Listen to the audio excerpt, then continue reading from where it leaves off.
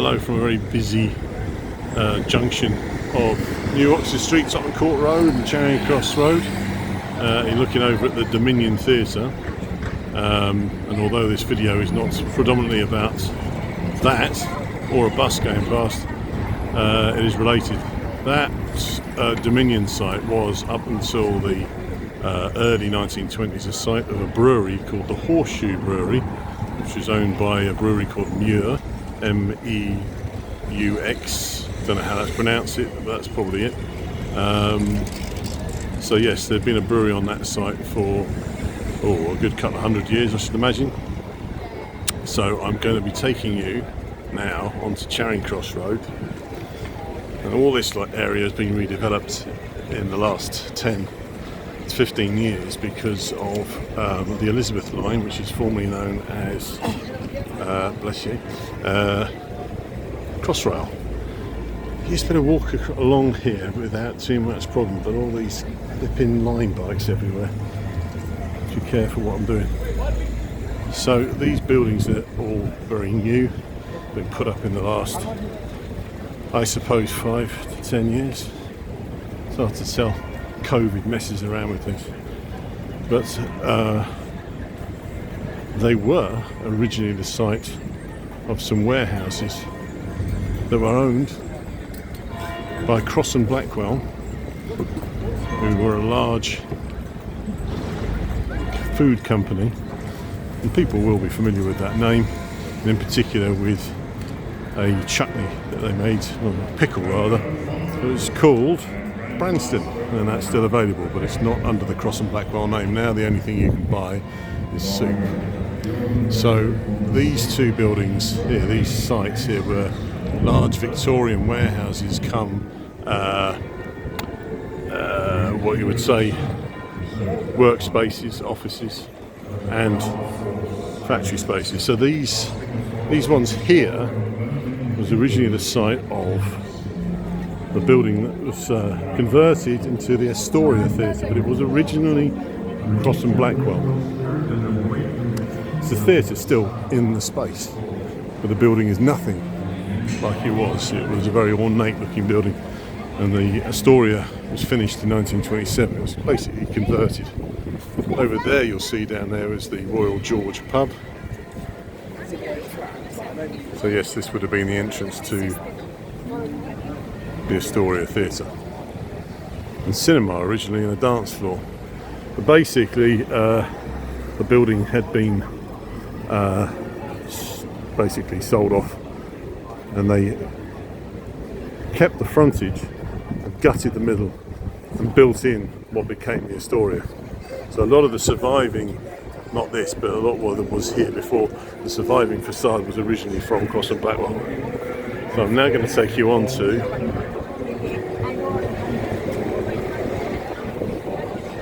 what I think is being renamed as Soho Place.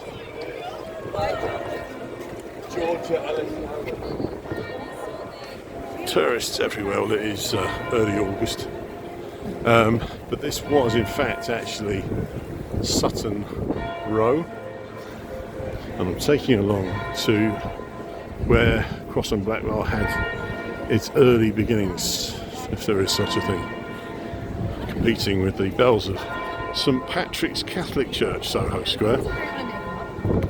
It points out, first thing, as we get to it, Falkenberg Mews.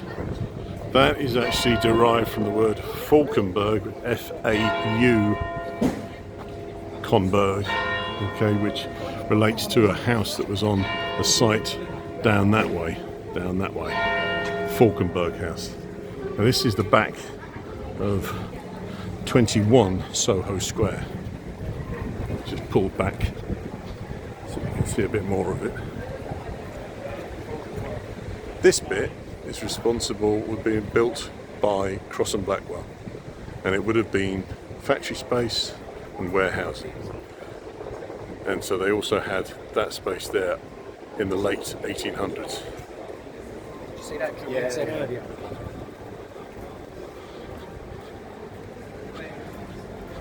This is the problem. You think it's a nice day, try and fit it in my lunch hour. But it's really, really busy because I'm in central London and there's people everywhere. But never mind. So this is Soho Square. I think a lot of people will be familiar with that, obviously, with the gardener's hut in the middle, which looks as though it is Tudor or Elizabethan, but is in fact actually just a piece of fakery. What was originally in the middle of that square was in fact over there, and that is the statue of King Charles II. So when the square was originally laid out in the late 1600s, he would have been sat in the middle. And in fact, actually, he had some time away, and he was actually in some various locations, but in particular Harrow Weald, which relates to Thomas Blackwell, who came from that area. So you want to see, go back. So this is taking you to, it's a very difficult shoot with everybody running around. Number 21, Soho Square, which you'll also see. You see if I focus in on it, it says Manor House, and that was the original name, and that was put up in the late 1600s. And there is a history behind it. It was basically a residence for fairly well-off people. I've forgotten the names. It's terrible, isn't it? I'm on the spot and there's so many distractions. But it then became a hotel later in its life in 1776, and it was given the title as the White House. It was actually thinly veiled as basically a brothel. It was then taken over by Crosse Blackwell.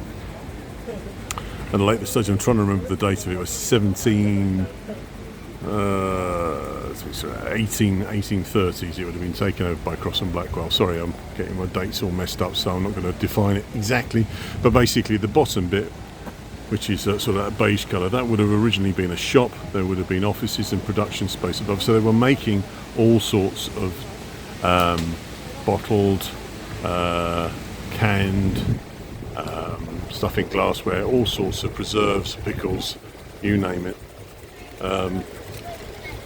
And this is all stuff that I mentioned in the radio slot that I did on BBC Radio London with Robert Elms very recently. I'll put a link up to that, but that'll only be available until probably, I would say, the end of August 2025. After that, it will become somewhat redundant. The building next to it eventually became the offices of Crosse Blackwell. This building was actually put up in the late 1920s. So they were responsible, but prior to that, it was a more ornate building from the late 1600s, about the same time as this one here. And this is basically Falkenberg House originally. It then became, later in its life, before Crosse Blackwell took it over in the 1840s, it was in fact the pianoforte warehouse of a company called Delamain. So it's D''Alamain. So this is the origins, this is the start point of Crosse Blackwell. They were originally at 11 King Street, which is actually Shaftesbury Avenue. They'd been, the two of them had been apprentices of Weston Wyatt, who were the original sort of company that started everything off. And when the owners died and retired, they took it over in 1830, I think it was, or thereabouts. 1831. I'm competing against now a car alarm. Brilliant. But Crosse Blackwell had other buildings on the other side of the square there, next to where the church is, but also behind these buildings and into this corner. They packed everything into a very small space. They also had properties in Dean Street and Denmark Street. They had a brewery where they did vinegar brewing in the Caledonian Road in North London. So yeah, it's a little bit of a higgledy-piggledy video that I've just done in my lunch hour, but hopefully it will be of interest. It's worth pointing out that there's in fact a plaque on the building, so if you like your history, it says Arthur Onslow, Speaker of the House of Commons from 1728 to 1761, lived in a house on this site. LCC, London County Council, 1926. So this will refer, in fact, to number 22. This is number 22 Soho Square, and that wasn't the right button to press. Sad that they haven't put a plaque up to say that this is basically where Crosse and Blackwell really started off. I suppose that's debatable because originally it was King Street, but in terms of them being a proper setup, it was. It's just a shame really. Presumably it's just not thought of as being important enough, and I suppose that's where nerds like me make up the slack. So yeah, I'll put the link up to the radio slot. As I said, you should be able to get into that until the end of August 2025. So I'm going to leave it sort of there, try not to get run over by vans or walk into tourists. This is the church, again still here. But yes, this would have been a hive of industry from the sort of 1840s through until 1921, when Crosse and Blackwell left London and went up to Staffordshire, near Burton-on-Trent actually, and a place called Branston, which is where the name Branston Pickle comes from. This guy's doing some great manoeuvres.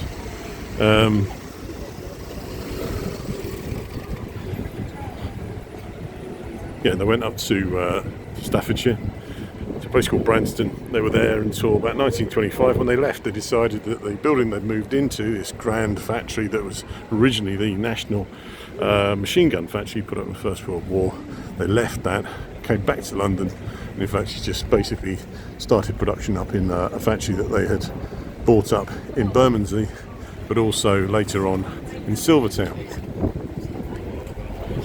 So yes, I should think twice about doing a video at lunchtime in summer when there's loads of tourists around. But anyway, hopefully that sort of makes sense. I'm sorry if it's a bit garbled, but trying to remember dates and names and stuff is quite difficult. But that's why I'm going to put the link up. So that'll be just a short period of time. And then maybe what I might do is just transfer a lot of the information onto a WordPress document, and then you can have a look at that on my Past Rewind account on WordPress. Thank you for watching, and that's me finished.